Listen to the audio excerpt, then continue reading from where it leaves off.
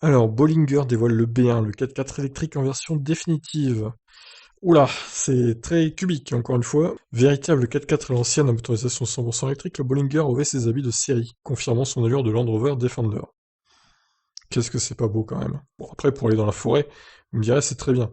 Par contre, si tu roules dans la vie de tous les jours sur des routes et que tu vas pas en forêt avec, je ne vois pas l'intérêt d'acheter un truc pareil.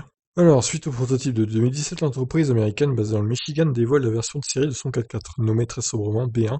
Il reçoit quelques évolutions très discrètes avec une ceinture de caisse rehaussée et de nouveaux feux. La grille de calandre disparaît dans le bouclier avant, grâce à l'intégration d'un radiateur réduit, changeant légèrement le faciès. Cela permet en outre d'augmenter la taille du coffre avant, le Frank, à 243 litres, ajoute la marque. Bollinger préserve cependant l'aspect très rustique à une longueur de 4,36 m, proche du Land Rover Defender de première génération. 4,36 m seulement, hein, je le voyais plus long que ça. Les aptitudes hors route sont impressionnantes, avec un angle d'attaque de 50 et 43 degrés en angle de fuite. Pour le moment, seule la carrosserie 5 portes apparaît, alors qu'une plus courte 3 portes était envisagée. Sa variante pick-up, le B2, reçoit les mêmes modifs, avec une benne de 1,83 m, la version châssis suivra. Rien ne change techniquement, puisque la motorisation reste bien électrique. On trouve aussi un bloc démentiel de 614 chevaux de puissance et 906 Nm de couple. La batterie est aussi gigantesque, 142 kWh de capacité pour 320 km d'autonomie. EPA. Oh la vache, l'efficience pourrie. Ouah.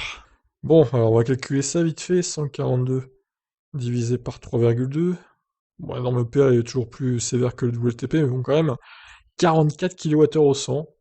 D'accord, bon, bah l'Audi e-tron est battu de chez battu là, hein. La recharge est pour l'instant promise à 100 kW, mais Bollinger espère grimper à 150 d'ici l'an prochain. Les performances seront de haut rang via un 0 à 100 en 4 secondes 5, malgré les 2 tonnes 27. Ah, on a le poids. Cède, si tu me regardes la vidéo. 2 tonnes 27, voilà, pour ce monstre. La vitesse max se tenant à 160 km/h. En priorité destinée à l'Amérique du Nord, le Bollinger B1 est toujours en phase de pré-réservation à 1000 $.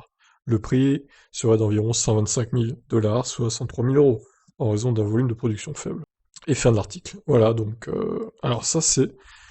Je suis désolé de le dire, mais c'est le véhicule le plus inutile du monde, hein. 100 000 euros, cette merde!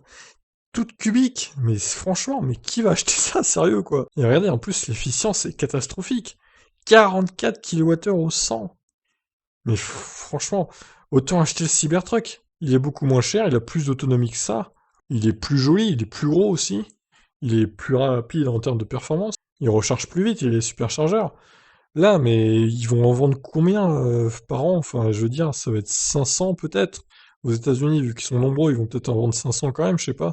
Et inutile de dire que ça m'étonnerait que ça arrive en Europe, hein. À ce prix-là, ça ne marchera pas du tout. Qu'est-ce que c'est laid. Franchement, ça n'a aucun charme.